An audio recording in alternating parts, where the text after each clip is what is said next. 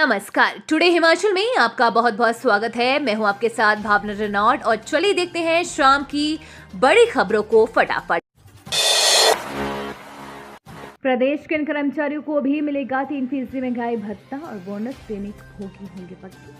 मुख्यमंत्री सुखविंदर सिंह सुक्खू की अध्यक्षता में हिमाचल प्रदेश राज्य वन विकास निगम समिति के निदेशक मंडल की 213वीं बैठक आयोजित की गई। बैठक में निगम के कर्मचारियों को 1 जनवरी 2022 से 3% महंगाई भत्ता जारी करने की स्वीकृति प्रदान की गई। निदेशक मंडल ने वर्ष 2022-23 के लिए निगम के कर्मचारियों को बोनस प्रदान करने का भी निर्णय लिया, जिसमें लगभग 253 कर्मचारी लाभान्वित होंगे। बैठक में निगम में 4 वर्ष का सेवाकाल पूर्ण कर चुके दैनिक भोगी सभी पात्र कर्मचारियों की सेवाओं को नियमित करने की भी स्वीकृति प्रदान की गई है। इसके अतिरिक्त 1 अप्रैल 2023 से वन निगम के दैनिक भोगी और पार्ट टाइम वर्कर्स को बढ़ी हुई दरों पर दिहाड़ी प्रदान करने का भी निर्णय लिया गया। मुख्यमंत्री ने कहा कि वन निगम को सुदृढ़ करते हुए इसे एक आत्मनिर्भर एवं लाभदायक संगठन बनाने के लिए प्रदेश सरकार अपना पूर्ण सहयोग प्रदान कर रही है। उन्होंने कहा कि निगम में स्टाफ की कमी को पूरा करने के लिए 100 वन मित्र की भर्ती की जाएगी। हिमाचल खरगे से मिली प्रतिभा, प्रदेश में हुए नुकसान की दी जानकारी, संगठन के मुद्दों पर भी की चर्चा। हिमाचल प्रदेश कांग्रेस अध्यक्ष और सांसद प्रतिभा सिंह ने वीरवार को नई दिल्ली में अखिल भारतीय कांग्रेस कमेटी के अध्यक्ष मल्लिकार्जुन खड़गे से भेंट कर उन्हें प्रदेश में भारी बारिश से हुए भूस्खलन की जानकारी दी व संगठन से जुड़े अनेक मुद्दों पर भी चर्चा की। इस दौरान उन्होंने कांग्रेस कार्य समिति का स्थायी आमंत्रित सदस्य बनाए जाने का आभार प्रकट किया। सूत्रों के अनुसार सरकार में नई नियुक्तियों को लेकर इस दौरान विस्तृत चर्चा हुई। आपदा की स्थिति से निपटने के बाद प्रदेश में नए मंत्रियों की ताजपोशी हो सकती है।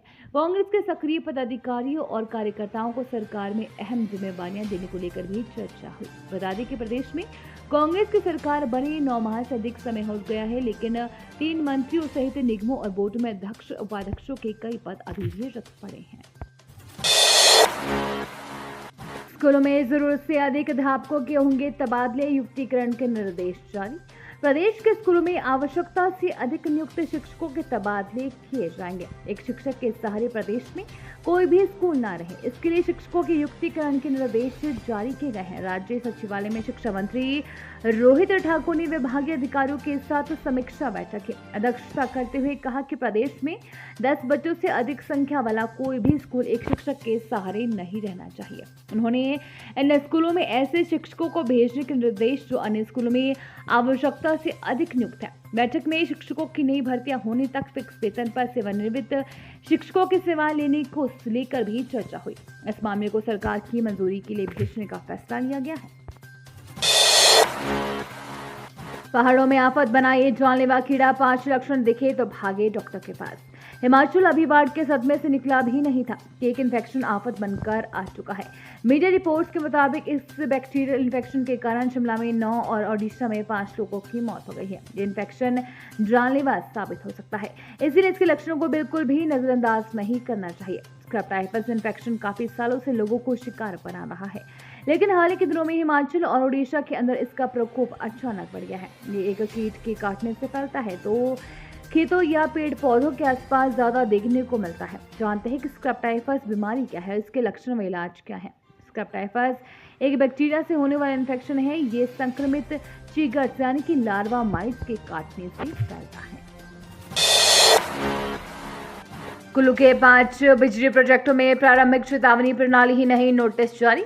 कुल्लू जिला में जल विद्युत परियोजनाओं में डैम सेफ्टी एक्ट की अवहेलना नहीं हुई होती तो शायद नदियों में बाढ़ से इतनी तबाही नहीं होती। बिजली परियोजनाओं के बांधों से पानी छोड़ने की वजह से डाउन स्ट्रीम में भारी नुकसान हो रहा है।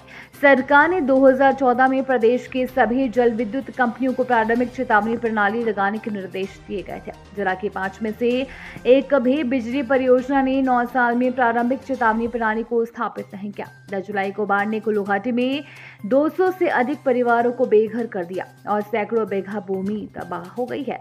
इसके अलावा करोड़ों की सरकारी व निजी संपदा को भी क्षति पहुंची है। कुल्लू में 192 मेगावाट की एलाइन दुहांग, 86 मेगावाट की क्षमता वाली मलाना 1, 100 मेगावाट की मलाना 2, 100 मेगावाट की सेंट जल विद्युत परियोजना और सियूंट में एनएचपीसी के 520 मेगावाट प्रोजेक्ट के बांध बने हैं। 5 ही बांधों में अर्ली वार्निंग सिस्टम नहीं लगे हैं। हिमाचल खरगे से मिली प्रतिभा, प्रदेश में हुए नुकसान की दी जानकारी, संगठन के मुद्दों पर भी की चर्चा। हिमाचल प्रदेश कांग्रेस अध्यक्ष और सांसद प्रतिभा सिंह ने वीरवार को नई दिल्ली में अखिल भारतीय कांग्रेस कमेटी के अध्यक्ष मल्लिकार्जुन खड़गे से भेंट कर उन्हें प्रदेश में भारी बारिश से हुए भूस्खलन की जानकारी दी व संगठन से जुड़े अनेक मुद्दों पर भी चर्चा की।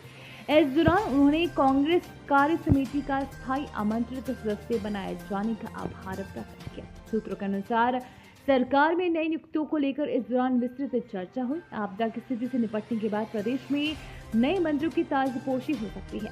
कांग्रेस के सक्रिय पदाधिकारियों और कार्यकर्ताओं को सरकार में अहम जिम्मेवारियां देने को लेकर भी चर्चा हुई। बता दें कि प्रदेश में कांग्रेस की सरकार बने 9 माह से अधिक समय हो गया है, लेकिन 3 मंत्रियों सहित निगमों और बोर्डों में अध्यक्ष उपाध्यक्षों के कई पद अभी भी रिक्त पड़े हैं।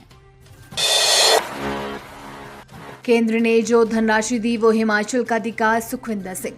केंद्र सरकार ने प्रदेश को डिजास्टर फंड में जो धनराशि दी है वो हिमाचल का अधिकार है। मुख्यमंत्री ठाकुर सुखविंदर सिंह ने बुधवार को शिमला में मीडिया से ये बात कही। उन्होंने कहा कि केंद्र सरकार ने वार्षिक बजट के प्रावधानों के तहत मिलने वाली 2 किस्तें एक साथ दी है। इसके अतिरिक्त राज्य की कोई वित्तीय मदद नहीं की। उन्होंने कहा कि डिजास्टर फंड के तहत स्टेट को राशि मिलनी ही थी, चाहे आपदा नहीं भी आती। उन्होंने कहा कि प्रदेश सरकार केंद्र सरकार से लगातार मांग कर रही है कि राज्य में आई आपदा को राष्ट्रीय आपदा घोषित किया जाए और विशेष पैकेज दिया जाए, लेकिन इन मांगों का अनसुना किया जा रहा है। घरेलू विवाद से तंग आकर सतलुज नदी में कूदी महिला, प्रोजेक्ट के कर्मचारियों ने बचाई जान। झाकड़ी एसजेवीएन प्रोजेक्ट के समीप एक महिला सतलुज नदी में कूद गई। महिला ने घरेलू विवाद से तंग आकर आत्महत्या करने की मंशा से ये कदम उठाया। प्रोजेक्ट के कर्मचारियों ने महिला को बचा लिया। महिला का खनेरी अस्पताल में उपचार चल रहा है। पुलिस ने घटना को लेकर मामला दर्ज करके छानबीन शुरू कर दी है। पुलिस के अनुसार महिला नदी के समीप गई और नदी में छलांग लगा दी। इस दौरान प्रोजेक्ट के कर्मचारी वहां पर मौजूद थे, जिन्होंने जान पर खेल कर महिला को बचा लिया। महिला को अचेत अवस्था में नदी से बाहर निकाला गया। दर्दनाक हादसा, 3 मंजिला मकान की छत से गिरकर 7 वर्षीय बच्चे की मौत। घुमारवीं पुलिस थाना के अंतर्गत एक 7 वर्षीय बच्चे की 3 मंजिला मकान की छत से गिरकर मौत हो गई है। मृतक की पहचान विशाल कुमार पुत्र राजेश कुमार निवासी संगहेड़ी जिला हमीरपुर के रूप में हुई है। जानकारी के अनुसार नेशनल हाईवे 103 शिमला मटौर पर दधोल पुल के समीप जिला हमीरपुर का एक परिवार किराए के कमरे में यहाँ रहता है। ये परिवार टोकरियों का निर्माण करके परिवार का पालन पोषण करता है। परिजनों के अनुसार बच्चा बुधवार शाम के समय मकान की छत पर सूखने डाले हुए कपड़ों के साथ खेल रहा था। बच्चे ने जब चुंडी को पकड़ा तो उसके दोनों कोने निकल गए और बच्चा छत से नीचे गिर गया। परिजन उसे तुरंत घुमारवीं अस्पताल लेकर गए, परंतु चिकित्सक ने बच्चे को मृत घोषित कर दिया।